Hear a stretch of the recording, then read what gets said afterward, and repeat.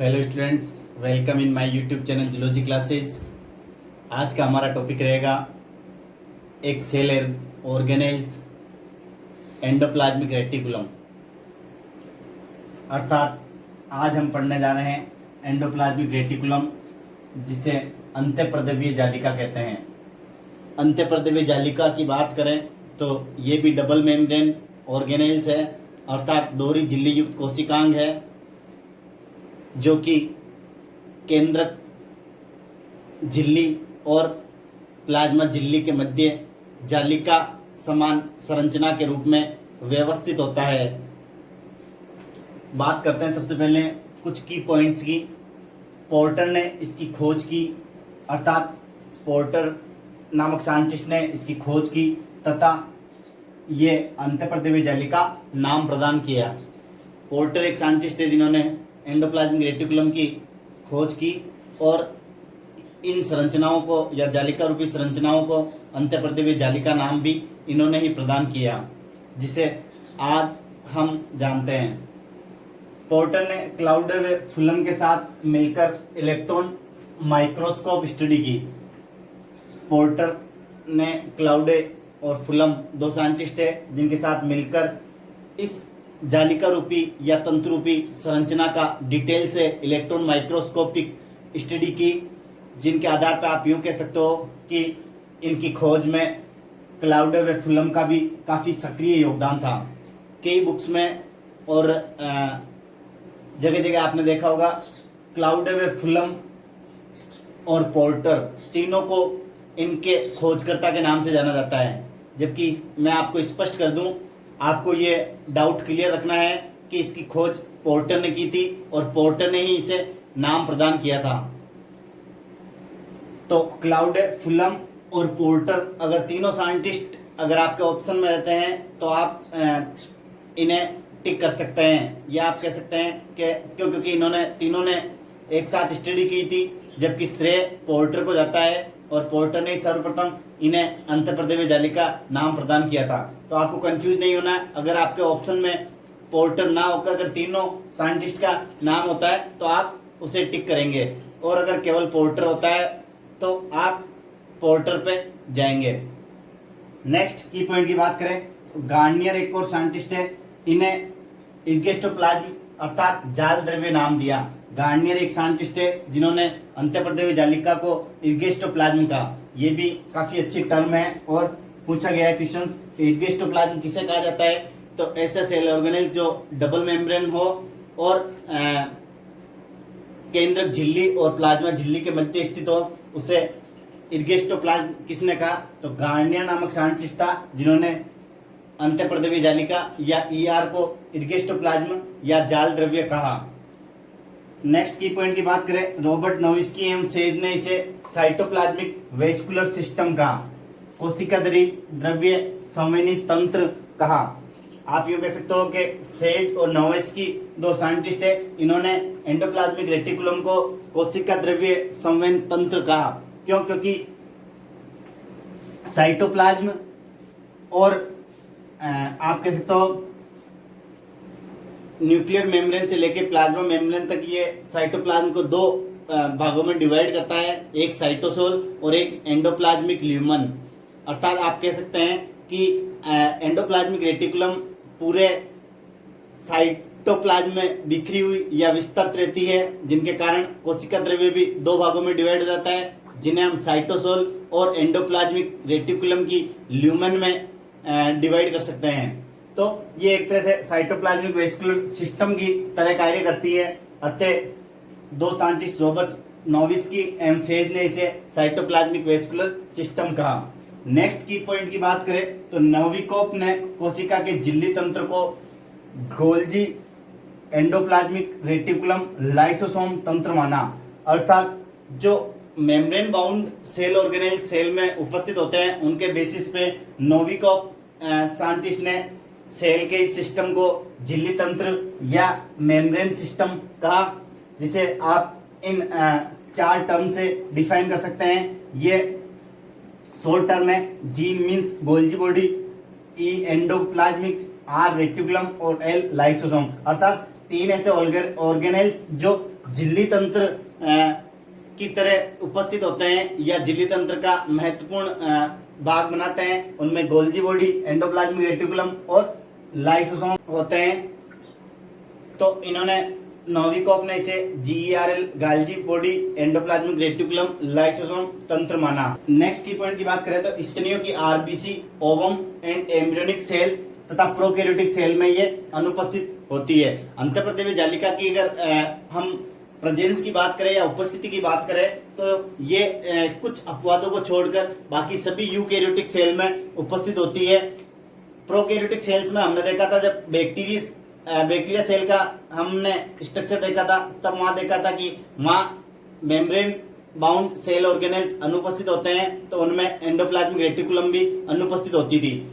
तो आप कह सकते हैं कि स्तनियों की RBC अर्थात जो मेमल्स की RBC होती है, ओवम सेल या अंडे की कोशिका होती है, या आप कह सकते हो एम्ब्रियोनिक सेल भ्रूणीय कोशिकाएं होती है, इनमें और प्रोकैरियोटिक सेल में ये क्लियरली एब्सेंट या अनुपस्थित होती है। नेक्स्ट बात करें, पेशी कोशिकाओं में ये जालक रूप में व्यवस्थित होने के कारण सार्कोप्लाज्मिक रेटिकुलम कहलाती है। अर्थात मसल सेल्स में ये जाल के या नेट के रूप में उपस्थित होने के कारण या अरेंजमेंट शो करने के कारण इसे सार्कोप्लाज्मिक रेटिकुलम कहते हैं। क्यों? क्योंकि पेशी कोशिकाओं में पाए जाने वाले कोशिका द्रव्य को सार्कोप्लाज्म कहते हैं, अतः इसे सार्कोप्लाज्मिक रेटिकुलम भी कहते हैं। नेक्स्ट महत्वपूर्ण की पॉइंट की बात करें, रेटिनल कोशिकाओं में माइलोइड बॉडीज ER को ही निरूपित करती है। अर्थात जो आईज की रेटिनल सेल्स होती है उसमें जो माइलोइड बॉडी या माइलोइड काई देखने को मिलती है वो अंतःप्रदेशीय जालिका के समान होती है, या आप कह सकते हो वो अंतःप्रदेशीय जालिका का ही एक मॉडिफिकेशंस है। अतः माइलोइड बॉडी को एंडोप्लाज्मिक रेटिकुलम के समान माना गया है। तो स्टूडेंट्स ये थे कुछ की पॉइंट्स अंतःप्रदेशीय जालिका के बारे में। अब हम बात करते हैं अंतःप्रदेशीय जालिका की संरचना और उसके कार्य के बारे में। बात करते हैं हम एंडोप्लाज्मिक रेटिकुलम के स्ट्रक्चर या अल्ट्रा स्ट्रक्चर की संरचना या प्रसंरचना की बात करें तो हम एंडोप्लाज्मिक रेटिकुलम को इलेक्ट्रॉन माइक्रोस्कोप के बेसिस पे इजीली डिस्टिंग्विश कर सकते हैं, और ये सामान्यतः जो प्रोटीन सिंथेसिस करने वाली सेल्स होती है उनमें क्लियरली विजिबल होती है। तो यहाँ एक इलेक्ट्रॉन माइक्रोस्कोपिक व्यू का एक डायग्राम मैंने मेंशन किया है, इससे हम इसके स्ट्रक्चर को या इंटरनल स्ट्रक्चर को इजीली समझ पाएंगे। ये वाली जो संरचना आपको दिखाई दे रही है ये न्यूक्लियस होता है, अर्थात केंद्रक कला से ये जुड़ी हुई रहती है, क्योंकि जालिका रूपी संरचना के रूप में व्यवस्थित होती है। तो ये केंद्रक हुआ, और ये केंद्रक के बाहर इसका आवरण जिसे हम न्यूक्लियर एनवलप कहते हैं, न्यूक्लियर एनवलप कहें चाहे हम इसे न्यूक्लियर मेम्ब्रेन कहें, तो ये इसका न्यूक्लियर एनवलप या न्यूक्लियर मेम्ब्रेन है जिसे हम केंद्रक झिल्ली कहते हैं। केंद्रक झिल्ली से एंडोप्लाज्मिक रेटिकुलम जुड़ी हुई रहती है। तो ये देखो, ये आपको स्पष्ट दिखाई दे रही होगी, यहाँ से अटैच में होती है, और इनके भीतर ये न्यूक्लियोप्लाज्म है।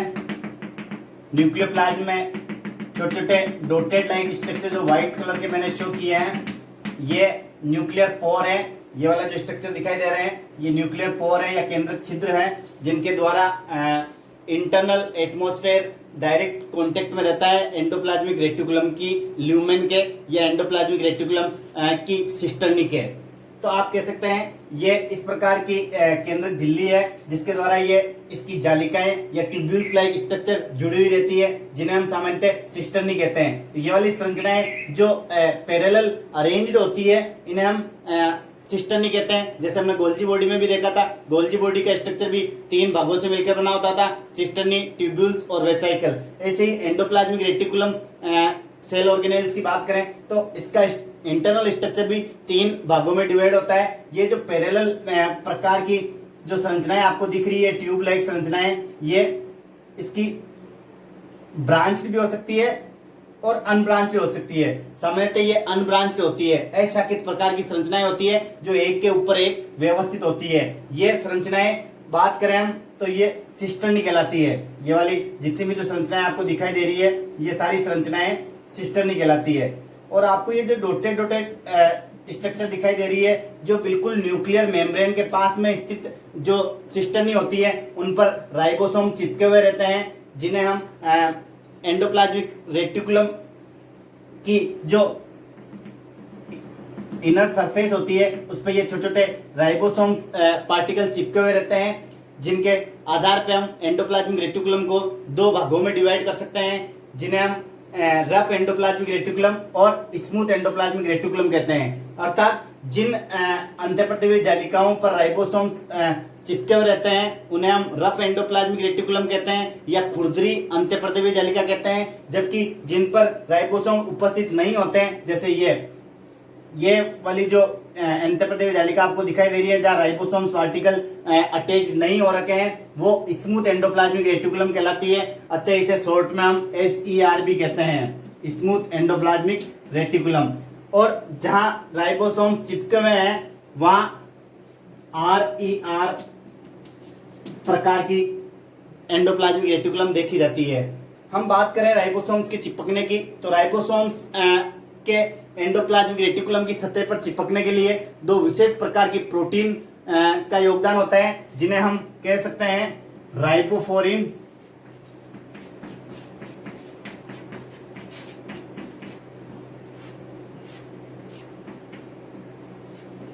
First and second. अर्थात राइबोफोरिन नामक प्रोटीन की उपस्थिति के कारण राइबोसोम अंतःप्रदेशीय जालिका की सतह से चिपकते हैं। अब आप स्टूडेंट्स ये कह सकते हैं कि ये स्मूथ एंडोप्लाज्मिक रेटिकुलम पर क्यों नहीं चिपकते हैं और रफ एंडोप्लाज्मिक रेटिकुलम पर क्यों चिपकते हैं? तो इसकी दो वजह स्पष्ट है, आपको बिल्कुल डाउट क्लियर रखना है कि smooth endoplasmic reticulum plasma membrane की तरफ होती है। अधिकांशतः हम बात करें तो smooth endoplasmic reticulum plasma membrane, जैसे ये न्यूक्लियस है, न्यूक्लियोइड रीजन है, तो न्यूक्लियस रीजन से जैसे ये साइटोप्लाज्म वाला एरिया है, साइटोप्लाज्मिक मैट्रिक्स आप कह सकते हो, तो यहां से ये हम बात करें तो यहाँ पे आपके प्लाज्मा लेमा आती है या प्लाज्मा मेम्ब्रेन आती है। तो अधिकांशतः smooth endoplasmic reticulum plasma lemma या प्लाज्मा मेम्ब्रेन या सेल मेम्ब्रेन की तरफ स्थित होती है, अतः वहां तक राइबोसोम्स नहीं पहुंच पाते हैं। जबकि रफ एंडोप्लाज्मिक रेटिकुलम की बात करें तो रफ एंडोप्लाज्मिक रेटिकुलम इसके बिल्कुल पास में स्थित होती है। क्यों? क्योंकि आपको पता है न्यूक्लियस में एक विशेष संरचना देखने को मिलती है जिसे न्यूक्लियोलस कहते हैं। न्यूक्लियोलस में आरआरएनए का फॉर्मेशन होता है और आरआरएनए का फॉर्मेशन होने के कारण न्यूक्लियोलस से ये न्यूक्लियस में पहुंचते हैं और न्यूक्लियस से बिल्कुल सटी हुई न्यूक्लियर मेम्ब्रेन की सहायता से ये इन सिस्टर्नी तक पहुंचती है। अर्थात जो बिल्कुल नजदीक अंतःप्रदेशीय जालिका होती है वहीं ये राइबोसोम अटैच हो जाते हैं और डिस्टेंस या दूर की तरफ या प्लाज्मा लेमा या सेल मेम्ब्रेन की तरफ ये नहीं पहुंच पाते हैं। इसलिए rough endoplasmic reticulum nuclear membrane के बिल्कुल पास में पाई जाती है और smooth endoplasmic reticulum cell membrane के बिल्कुल पास में देखने को मिलती है। तो न्यूक्लियर मेम्ब्रेन के पास वाली संरचनाएं रफ एंडोप्लाज्मिक रेटिकुलम या RER का फॉर्मेशन करती है और प्लाज्मा लेमा या सेल मेम्ब्रेन वाली अंतःप्रदेशीय जालिका स्मूथ एंडोप्लाज्मिक रेटिकुलम का फॉर्मेशन करती है। तो इसके लिए दो चीजें स्पष्ट होती है, एक तो राइबोसोम्स न्यूक्लियर मेम्ब्रेन की पास वाली सतह में जहां पहुंचते हैं वो वहीं अटैच हो जाते हैं। एक तो डिस्टेंस अर्थात दूरी अधिक तय नहीं कर पाते हैं क्योंकि यहीं ये अटैच हो जाते हैं, और दूसरा रीजन ये है कि राइबोफोरिन प्रकार की जो प्रोटीन्स होती है वो यहाँ पे अधिक उपस्थित होती है, जिनकी वजह से ये यहाँ आसानी से ये इजीली चिपकते हैं। और इसके अलावा हम बात करें स्मूथ और रफ एंडोप्लाज्मिक रेटिकुलम की, तो स्मूथ एंडोप्लाज्मिक रेटिकुलम क्यों? क्योंकि ग्लाइकोजन्स या लिपिड या प्रोटीन के सिंथेसिस से रिलेटेड होती है, जबकि रफ एंडोप्लाज्मिक रेटिकुलम सामान्यतः कार्बोहाइड्रेट के सिंथेसिस के लिए और प्रोटीन सिंथेसिस करने वाली सेल्स जो मैक्सिमम तौर पे प्रोटीन सिंथेसिस करती है उनमें डेवलप देखे जाते हैं राइबोसोम, जैसे आपके पेनक्रियाटिक सेल्स है, लीवर सेल्स है, ब्रेन सेल्स है, उनमें अधिक प्रोटीन सिंथेसिस की आवश्यकता होती है, अतः वहाँ राइबोसोम्स अधिक संख्या में उपस्थित होते हैं और डेवलप्ड होते हैं। इनके अलावा बात करें सिस्टर्नी के अलावा कुछ अन्य संरचनाओं की, तो हम इस अल्ट्रा स्ट्रक्चर के जो डायग्राम मैंने मेंशन किया इसको हम और अधिक सरल तरीके से समझने के लिए संपूर्ण एंडोप्लाज्मिक रेटिकुलम के स्ट्रक्चर को 3 भागों में डिवाइड कर सकते हैं। उनमें से फर्स्ट भाग है सिस्टर्नी, जिसे हम कुंडिकाएं कहते हैं। कुंडिकाओं के अगर मोटाई की या व्यास की बात करें तो ये 40 से 50 nm या नैनोमीटर की होती है। मैंने बताया ये न्यूक्लियर मेम्ब्रेन से अटैच रहती है या चिपकी हुई रहती है और शाकित नहीं होती है, अशाकित प्रकार की होती है सामान्यतः कुंडिकाएं, और एक के ऊपर एक अरेंज रहती है और व्यवस्थित रहती है। इनके अलावा ये थैले समान संरचनाएं के रूप में स्थित होती है। ये वाली जो संरचनाएं आपको दिख रही है ये सिस्टर्नी एक के ऊपर एक अरेंज होती है। तंतुबंध या फिलामेंटस या सेक लाइक स्ट्रक्चर इनका होता है, जिनमें भीतर की जो संरचना है वो लेमिली होती है और बाहर इस पर राइबोसोम अटैच होते हैं, जिनकी वजह से न्यूक्लियर मेम्ब्रेन के पास वाली एंडोप्लाज्मिक रेटिकुलम RER का फॉर्मेशन करती है। सेकंड बात करें वेसाइकल्स या आश्यों की, आश्य या वेसाइकल्स की बात करें तो वेसाइकल्स कई सेल्स में आपको स्पष्ट दिखाई देते हैं और कई सेल्स में बिखरे हुए या डिफ्यूज प्रकार के भी दिखाई देते हैं। वेसाइकल्स सामान्यतः 25 से 50 नैनोमीटर मोटाई के होते हैं या व्यास के होते हैं, जो संख्या में अधिक हो सकते हैं। बात करें हम रफ एंडोप्लाज्मिक रेटिकुलम में, तो रफ एंडोप्लाज्मिक रेटिकुलम में सिस्टर्नी की संख्या अधिक उपस्थित होती है और वेसाइकल और ट्यूब्यूल्स कम देखने को मिलते हैं। जबकि SER की बात करें या स्मूथ एंडोप्लाज्मिक रेटिकुलम की बात करें तो वहां सिस्टर्नी की संख्या कम होती है और वेसाइकल और ट्यूब्यूल्स की संख्या अधिक देखने को मिलती है। तो ये मेजर डिफरेंस आपको ध्यान रखना है RER और SER।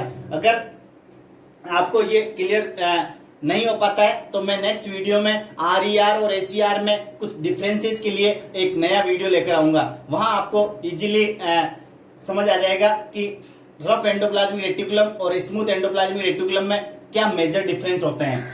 तो यहाँ बात करें हम वेसाइकल्स की, तो इनका आमाप या मोटाई 25 से 500 नैनोमीटर होती है। ये एक से अधिक हो सकते हैं और उन सेल्स में अधिक डेवलप होते हैं जो स्मूथ एंडोप्लाज्मिक रेटिकुलम को शो करती है, जैसे टेस्टिस की सेल।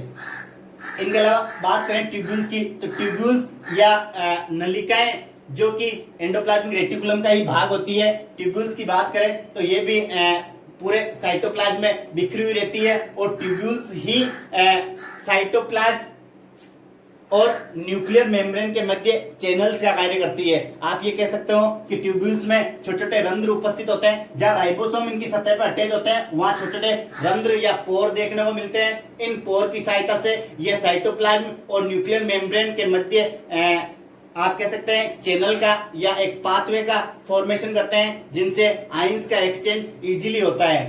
तो स्टूडेंट्स, सिस्टर्नी, वेसाइकल और ट्यूब्यूल्स, इन तीनों संरचनाओं से मिलकर एक अंतःप्रदेशीय जालिका की संरचना बनी होती है। सिस्टर्नी जिसे कुंडिकाएं कहते हैं, वेसाइकल जिन्हें आश्य कहते हैं और ट्यूब्यूल्स जिन्हें नलिकाएं कहते हैं। और नलिकाओं का प्रमुख कार्य है कि ये नलिकाएं चैनल्स का कार्य करती है, जिसे आप कह सकते हो कि न्यूक्लियर मेम्ब्रेन और प्लाज्मा मेम्ब्रेन दोनों के मध्य आयनों का एक्सचेंज जो होता है ल्यूमेन के भीतर या अंतःप्रदेशीय जालिका की ल्यूमेन या मध्यांश मैट्रिक्स के भीतर जो आयन एक्सचेंज होता है उनमें महत्वपूर्ण रोल ट्यूब्यूल्स का रहता है। तो ये तीन संरचनाएं थी, सिस्टर्नी, वेसाइकल और ट्यूब्यूल्स, जिनसे मिलकर एक एंडोप्लाज्मिक रेटिकुलम का स्ट्रक्चर बना होता है। हम बात करें संपूर्ण एंडोप्लाज्मिक रेटिकुलम के केमिकल कंपोजिशन या रासायनिक संगठन की, तो ये लिपिड और प्रोटीन से मिलकर बनी होती है। आप सबको पता है कि ये डबल मेम्ब्रेन ऑर्गेनेल्स है, अर्थात आप कह सकते हो कि ये दोहरी झिल्ली युक्त कोशिकांग है जो केंद्रक झिल्ली के पास में स्थित होता है, अर्थात केंद्रक के सबसे नजदीक की बात करें तो एंडोप्लाज्मिक रेटिकुलम स्थित होती है।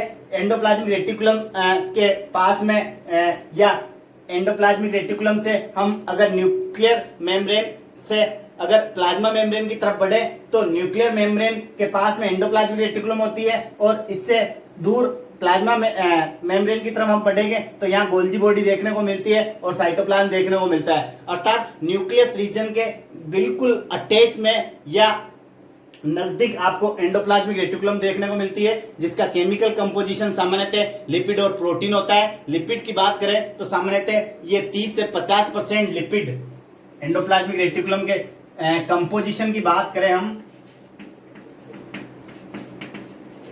तो आपको ध्यान रखना है ये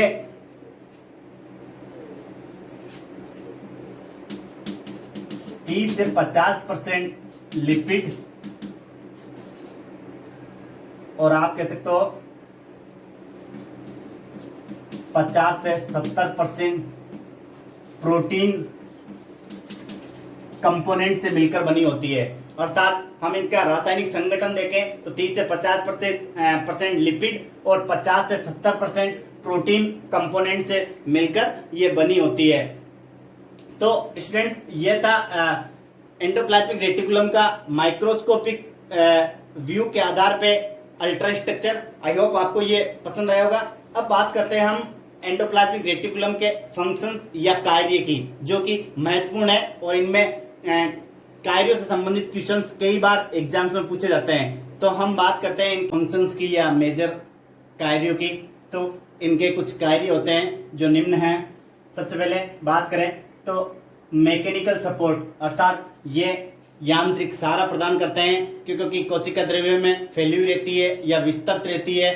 तो ये कोशिका द्रव्य को एक यांत्रिक सहारा प्रदान करती है, जिसकी सहायता से सेल का जो शेप है वो रेगुलर प्रकार का रहता है।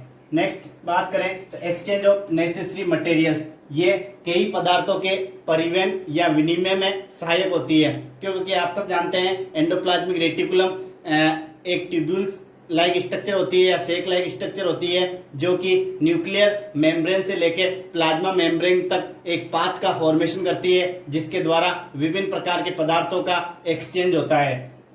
नेक्स्ट बात करें तो इंट्रासेल्युलर ट्रांसपोर्ट और इंट्रासेल्युलर कंडक्शन दोनों ही महत्वपूर्ण है। इंट्रासेल्युलर या अंतःकोशिकीय परिवहन, अंतःकोशिकीय परिवहन क्यों? क्योंकि ये जालिका युक्त संरचनाएं हैं, तो इनके मध्य जो ट्यूब्यूलर स्ट्रक्चर देखने को मिलता है या ल्यूमन या मैट्रिक्स देखने को मिलता है, उन मैट्रिक्स के भीतर विभिन्न पदार्थों के परिवहन का कार्य होता है, जो कि सिंथेटिक होते हैं। अर्थात एंडोप्लाज्मिक रेटिकुलम की नलिकाओं में या ट्यूब्यूल्स में या सिस्टर्नी में जिन पदार्थों का संश्लेषण होता है, उन पदार्थों को ये उन्हीं नलिकाओं की सहायता से ये एक स्थान से दूसरे स्थान पर पहुंचाने का कार्य करती है। बात करते हैं हम इंट्रासेल्युलर कंडक्शन की या अंतःकोशिकीय संवहन की।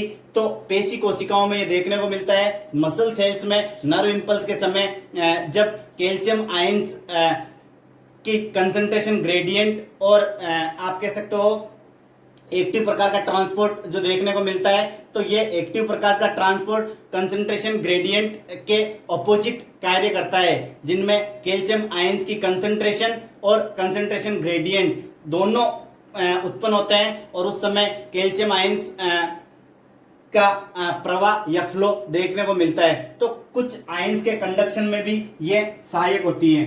नेक्स्ट बात करें मेटाबॉलिक एक्टिविटीज, तो कुछ उपापचयी गतिविधियां संपन्न करने में भी अंतःप्रदेवीय जालिका सहायक होती है। नेक्स्ट बात करते हैं सिंथेटिक एक्टिविटीज, ये भी इसका महत्वपूर्ण कार्य है। सिंथेटिक एक्टिविटीज की बात करें तो ये प्रोटीन और लिपिड्स मॉलिक्यूल का सिंथेसिस करने का कार्य करती है। अर्थात आप यूं कह सकते हो कि प्रोटीन और लिपिड का संश्लेषण करती है, साथ में इनकी जो अंतःप्रदेवीय जालिका की जो इनर ल्यूमेन होती है, उन इनर ल्यूमेन में विभिन्न प्रकार के एंजाइम सिस्टम उपस्थित होते हैं, जो विभिन्न प्रकार के प्रोटीन और लिपिड मॉलिक्यूल का सिंथेसिस करने में सहायक होते हैं। नेक्स्ट बात करें हम formation of other membranous structure, ये अन्य मेम्ब्रेनस स्ट्रक्चर का फॉर्मेशन करने में भी सहायक होते हैं। जैसे हमने प्रीवियस वीडियो में पढ़ा था कि जो गोल्जी बॉडी है, गोल्जी बॉडी का फॉर्मेशन भी एंडोप्लाज्मिक रेटिकुलम की ट्यूब्यूल्स या जालिकाओं की सहायता से होता है या मेम्ब्रेन या कलाओं से होता है। इनके अलावा गोल्जिकाय के अलावा हम देखते हैं जब सेल डिवीजन होता है तो केंद्रक झिल्ली का जो फॉर्मेशन होता है, उस केंद्रक झिल्ली के फॉर्मेशन में भी एंडोप्लाज्मिक रेटिकुलम की झिल्ली का कंटेंट रहता है। अर्थात आप कह सकते हैं कि केंद्रक झिल्ली के फॉर्मेशन और गोल्जिकाय के फॉर्मेशन में एंडोप्लाज्मिक रेटिकुलम का महत्वपूर्ण रोल रहता है। इनके अलावा बात करें डिटॉक्सिफिकेशन की, तो निराविषीकरण की बात करें तो एंडोप्लाज्मिक रेटिकुलम में विभिन्न प्रकार के डिटॉक्सिफिकेशन एजेंट्स उपस्थित होते हैं, जो कि निराविषीकरण का कार्य करते हैं। जैसे चूहों में निराविषीकरण का प्रोसेस एंडोप्लाज्मिक रेटिकुलम के द्वारा देखा गया है। इनके अलावा बात करें फॉर्मेशन ऑफ माइक्रोबॉडीज, तो कई प्रकार के सूक्ष्म संरचनाओं का निर्माण करने का कार्य भी एंडोप्लाज्मिक रेटिकुलम करती है, जिनमें सामान्यतः पेरोक्सिसोम्स और ग्लाइओक्सिसोम्स है। ग्लाइओक्सिसोम और पेरोक्सिसोम माइक्रोबॉडीज है जो सेल के भीतर उपस्थित होती है या साइटोप्लाज्म में उपस्थित होती है, जिनका फॉर्मेशन में एक्टिव योगदान एंडोप्लाज्मिक रेटिकुलम का रहता है। तो अंतःप्रदेवीय जालिका के महत्वपूर्ण कार्य निम्न है कि ये कोशिका को यांत्रिक सहारा प्रदान करती है, विभिन्न प्रकार के आयंस को एक्सचेंज या विनिमय का कार्य करती है, अंत्यकोशिकीय परिवहन में सहायक होती है, अंत्यकोशिकीय संवहन में सहायक होती है, जिनमें कैल्शियम आयंस प्रमुख है, मेटाबॉलिक एक्टिविटीज विभिन्न प्रकार की उपापचयी गतिविधियों में सहायक होती है, और सिंथेटिक एक्टिविटीज जैसे एंजाइमेटिक सिस्टम उपस्थित होने के कारण ये प्रोटीन और फैटी एसिड का सिंथेसिस करती है। इनके अलावा ग्लूकोज और ग्लाइकोजन का संश्लेषण भी इनमें देखा गया है। ग्लाइकोजिनोलाइसिस का प्रोसेस भी एंडोप्लाज्मिक रेटिकुलम की उपस्थिति में देखा गया है। इनके अलावा formation of other membranous structure, Golgi body और न्यूक्लियर मेम्ब्रेन के फॉर्मेशन में भी एंडोप्लाज्मिक रेटिकुलम का एक्टिव पार्टिसिपेंट रहता है। इनके अलावा डिटॉक्सिफिकेशन या निराविषीकरण में भी ये सहायक होते हैं, क्योंकि एंडोप्लाज्मिक रेटिकुलम की जो जालिका होती है या रेटिकुलर स्ट्रक्चर होता है, उनमें विभिन्न प्रकार के एंजाइम उपस्थित होते हैं जो निराविषीकरण या डिटॉक्सिफिकेशन का कार्य करते हैं। इनके अलावा ग्लाइओक्सिसोम और पेरोक्सिसोम का फॉर्मेशन में भी एंडोप्लाज्मिक रेटिकुलम सहायक है। तो ये कुछ मेजर फंक्शंस थे एंडोप्लाज्मिक रेटिकुलम के। आई होप आपको एंडोप्लाज्मिक रेटिकुलम की डिस्कवरी से लेके इसकी अल्ट्रा स्ट्रक्चर और इसके पार्ट्स और इसके फंक्शन के बारे में अच्छे से समझ में आया होगा। अगर मेरा वीडियो आपको पसंद आया तो आप इसे अधिक से अधिक लाइक, शेयर और सब्सक्राइब कीजिए, और मेरे यूट्यूब चैनल जूलॉजी क्लासेज को अधिक से अधिक प्रमोट कीजिए, और जूलॉजी क्लासेज के रिंग बटन को हिट करना ना भूलें, ताकि आने वाले दिनों में आपको बचे हुए सेल ऑर्गेनेल्स के वीडियो भी देखने को मिले। धन्यवाद। Thanks for watching me.